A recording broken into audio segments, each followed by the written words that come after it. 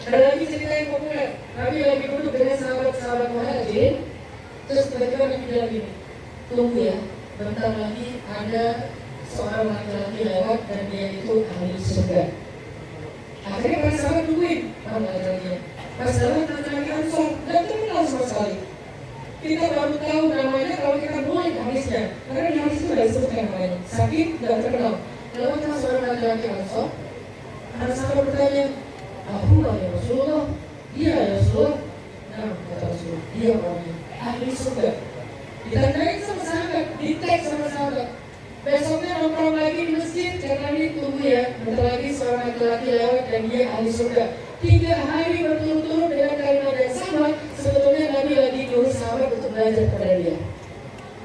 Itu namanya irsyadat, mencari mursyid, mencari circle, belajar sama dia. Maksud Nabi kayak gitu, cuma Nabi ngomongnya dengan bahasa halus kode.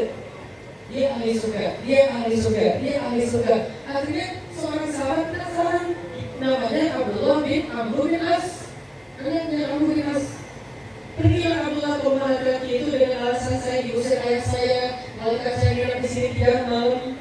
Dia nginap di situ, dia pelajari. Dia nggak belajar teori, dia nggak belajar fikih, dia sedang belajar tentang hidup. Itu namanya rushdun, mursyid.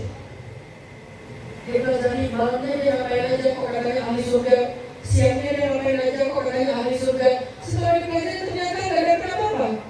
Malam nggak tahajud, siang nggak sedekah, bukan seorang ahli ilmu, bukan seorang ahli jihad, nggak ada yang spesial dari laki-laki itu. Kalau dia sholatnya umum ya, sholat wajib tepat waktu, sholat wajib di masjid, oke, itu umum, semua orang melakukannya waktu itu. Beda sekarang. Akhirnya setelah dipelajari 3 malam nggak ada yang spesial, Abdullah bilang kepada laki-laki itu, ya akhi, saudaraku, kalau boleh jujur sebetulnya saya nggak diusir sama ayah saya. Saya cuma penasaran karena kata Nabi 3 kali berturut-turut engkau itu ahli surga. Saya pengen belajar dari kamu, apa amalan rahasia kamu, apa keseharian kamu, apa yang kamu lakukan sehingga kamu dijamin masuk surga oleh Rasulullah SAW. Dan itu berarti jaminan dari Allah. Tapi saya nggak punya apa-apa. Kamu bukan ahli ibadah di malam hari, kamu bukan ahli sedekah di siang hari, kamu bukan ahli ilmu. Apa kelebihan kamu? Tahu nggak jawabannya apa? Kata dia, saya tidak pernah iri dengki kepada orang lain. Itulah kelebihan dia.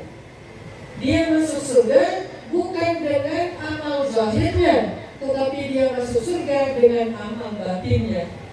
Apa amal batinnya? Gak pernah iri dengki sama orang lain. Ketika ada orang lain dapat nikmat, dia bersyukur, alhamdulillah ya Allah, karena saya beli rumah, beli mobil, naik haji, jalan-jalan dan seterusnya, nambah follower, alhamdulillah ya Allah, dia yang bersyukur. Ketika ada orang lain dapat musibah, dia yang bersedih, ya Allah tolonglah saudara saya, kasihan dia dan seterusnya. Hatinya bersih, tidak ada rasa iri dengki kepada orang lain.